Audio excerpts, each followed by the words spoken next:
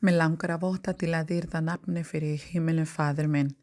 Seinasta vika í spáorðin gjafingu hann sagði við mig, dóttir minn, að hverju svo með mikið áhugi fyrir þann sem í burtu frá þér, þú að gefa til minn og ég að passa og gera vel við. Í sanna dag, ég sjáður ekki að Guð bara að segja alveg sama orðin margóft og á mánudagi segja ég mæti til dyrðinguð í kirkju, segja ég fór úr í kirkju, dóttir mín búin að hrinda mér og segja mér, mamma,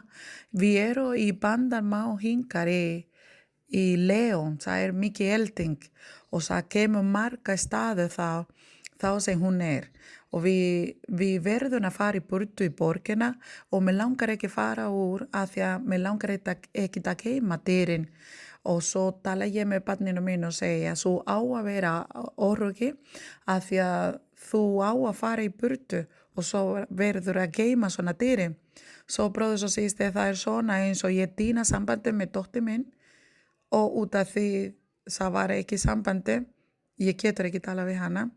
Og á fimmtudag ég mætir aftur svona í dýrðin til Guð í kirkju og spáðurinn gjafingu hann sagði við mig að það væri ég sem stoppa elding út úr ástæðin fyrir þig en út af því bæn sem þú rópa til minn. Fyrir þann sem þú að rópa mikið til minn, ég segja fyrir því ég að passa hana og svo svoleiðis eins og Guð gefa dýrði hann. Þannig dag, þeim var ekki með sambandi með hana, ég var bara viti frá Guð að hann væri stoppa elding.